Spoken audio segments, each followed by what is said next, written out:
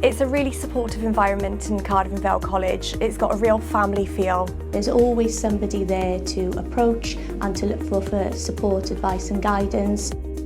The support from management in the college is huge. They want us to continually push ourselves to develop our skills, develop our knowledge. When I wanted to progress, I've always had positive ways of progressing.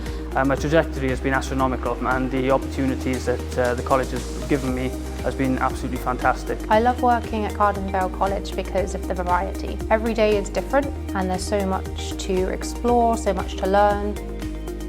I could have a different variety of methods of teaching for different groups. For the last 4 years, I wanted to give back to the community, give back to the younger generation, so this trade could keep on going. One of the company values is being inclusive. To me, this means being part of planning committee, doing charity events for the Middle East, having prayer facilities that match my faith, being part of something bigger where we learn from one another. There are lots of departments with lots of different specialised areas, and so there's always opportunity to move across, to move up and to gain experience in different areas.